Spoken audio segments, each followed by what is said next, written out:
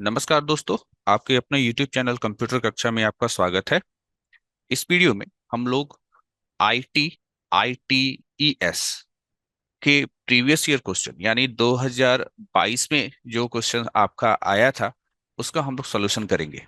Basically इस video में हम लोग एमसीक्यू को केवल कवर करेंगे।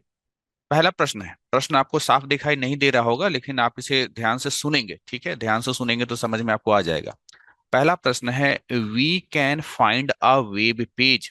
ठीक है, we can find a web page using, हम लोग किसी वेब पेज को फाइंड कैसे करते हैं?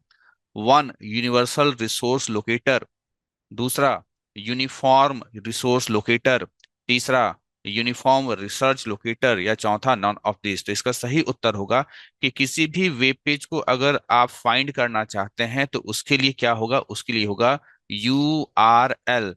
और यूआरएल का फुल फॉर्म है यूनिफॉर्म रिसोर्स लोकेटर। ठीक है, साफ से यहां लिख देता हूं, uniform resource resource locator locator. ठीक है, ये था पहला प्रश्न। दूसरा प्रश्न है, you can go to different pages of website using, आप कोई वेबसाइट में दूसरे पेजेस में जाना चाहते हैं, आपने कोई वेबसाइट ओपन किया और आप उसी वेबसाइट के किसी दूसरे पेज में जाना चाहते हैं तो किसके जरिए जाएंगे? A bars, two thread, three hyperlink, four strings. तो इसका जो सही उत्तर होगा वो होगा हाइपरलिंक। ठीक है, वेबसाइट में जो हाइपरलिंक है उस पे ही क्लिक करते ही आप उसी वेबसाइट के अन्य पेज में चले जाते हैं। प्रश्न संख्या 3, the text in the upper margin of the page is called, किसी पेज का जो ऊपरी मार्जिन होता है उसमें जो टेक्स्ट लिखा होता है वो क्या कहलाता है?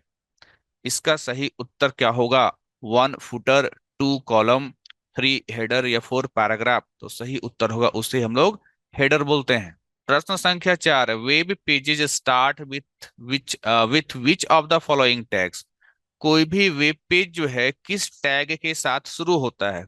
ठीक है, वेब पेज किस टैग के साथ शुरू होता है? One body, two title, three HTML या फोर फॉर्म। तो सही उत्तर होगा एचटीएमएल टैग से।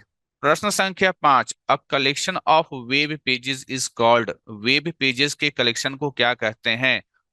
पहला है, वन ऑप्शन है वेब पेज ही कहते हैं, दूसरा है वेब ब्राउजर कहते हैं, तीसरा है वेबसाइट कहते हैं, या फोर्थ ऑल ऑफ दीज। तो सही उत्तर होगा collection of web page, web pages के कलेक्शन को हम लोग वेबसाइट बोलते हैं। प्रश्न संख्या 6, HTML स्टैंड्स फॉर, HTML का फुल फॉर्म बताना है तो इसका फुल फॉर्म बड़ा आसान है, हाइपर टेक्स्ट मार्कअप लैंग्वेज। सही उत्तर होगा ऑप्शन नंबर 3।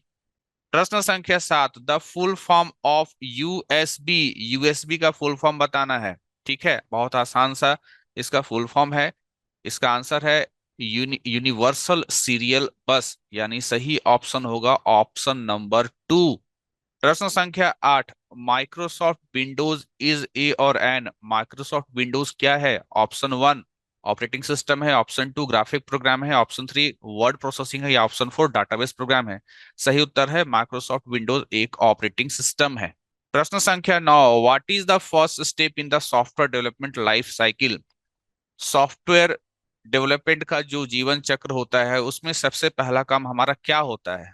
पहला ऑप्शन है सिस्टम डिजाइन, दूसरा ऑप्शन है कोडिंग, तीसरा ऑप्शन है सिस्टम टेस्टिंग, या चौथा ऑप्शन है प्रिलिमिनरी इन्वेस्टिगेशन एंड एनालिसिस। ठीक है, तो इसका सही उत्तर जो होगा वो होगा ऑप्शन नंबर 4, पहले प्रारंभिक जांच करते हैं देन विश्लेषण करते हैं।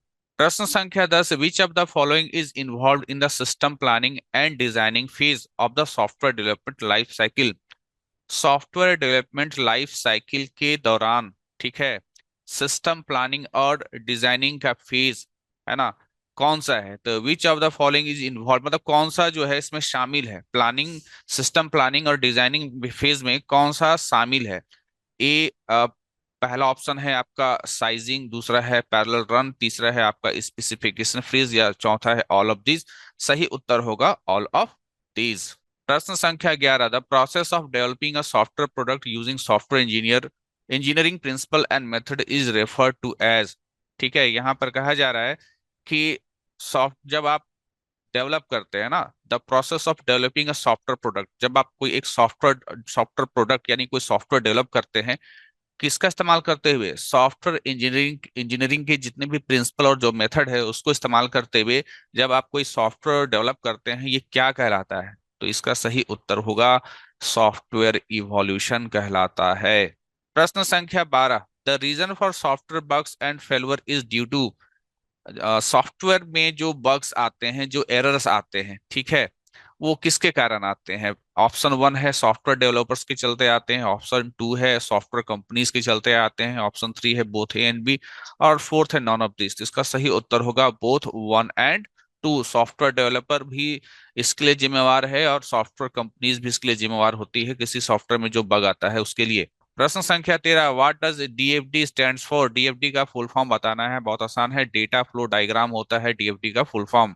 अगला प्रश्न, the process of finding and fixing bugs is termed as, ठीक है, कोई बग है, कोई एरर आता है, उसको फाइंड करना और उसको फिक्स करना, फाइंड करना मतलब खोजना और उसको ठीक करना, बग को क्या कहलाता है? ठीक है, तो इसका जो सही उत्तर होगा वो होगा आपका डीबगिंग, है ना, डीबगिंग कहलाता है, याद रखिएगा।